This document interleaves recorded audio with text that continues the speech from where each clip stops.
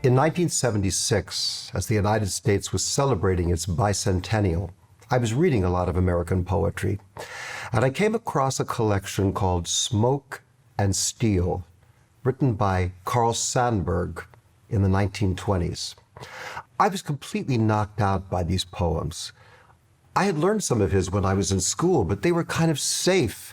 These were super strong and provocative, and took a very critical view of the directions in which Sandburg felt American society was going.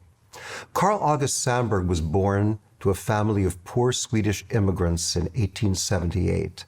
He spent much of his childhood in little towns in Illinois, the same territory where Abraham Lincoln had grown up only decades earlier. At the age of 13, Sandburg dropped out of school and began working as a day laborer.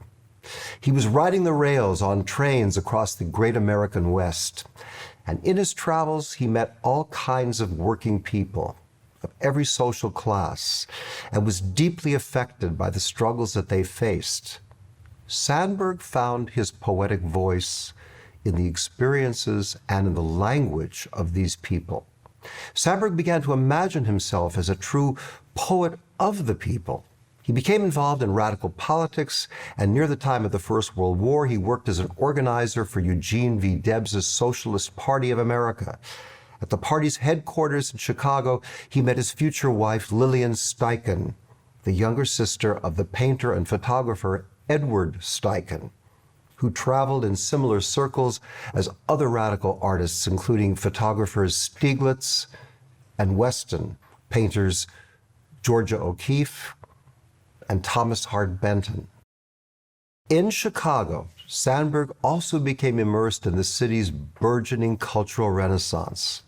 At the Dill Pickle Club, Chicago's popular bohemian hangout, he read his poetry alongside literary figures like Upton Sinclair and civil rights champion Clarence Darrow. He also attended the club's jazz dances, and the infectious rhythms of jazz made their way into his writing.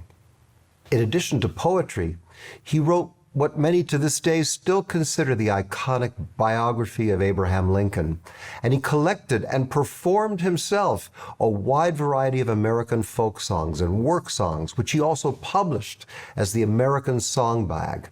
These were the songs he had first collected during those vagabond years of his youth. Amongst the most powerful poems Sandburg ever wrote is Four Preludes on Playthings of the Wind. It's a poem whose subtext could be, vanity of vanities, all is vanities.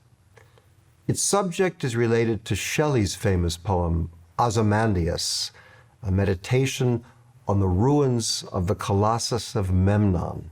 Sandburg imagines what the monuments of his day, like the Chicago Stock Exchange, might be like as ruins in the future. The poem asks, well, what does remain of those mighty societies who built such extraordinary monuments and imagined that they would last forever? Sandburg was concerned about the growing disparity of wealth in America and the difference between the lives of the privileged few versus the privation of the many. Since 1976, the text of this poem has haunted me, and I began to imagine how it might be set for a soprano singing sometimes like a pop singer and sometimes like a dramatic soprano, how she could be backed up by two session kinds of singers, and how the accompaniment could be provided sometimes by a chamber orchestra and sometimes by a bar band. In the first minute of the piece, the chamber orchestra states pretty much all of its main themes. The bar band then comes crashing in, playing the same themes, but in an entirely different style, the style of a rockabilly group of the 1950s. Throughout the piece, the bar band keeps changing style, rockabilly, funk, punk, whereas the chamber orchestra becomes more and more modern.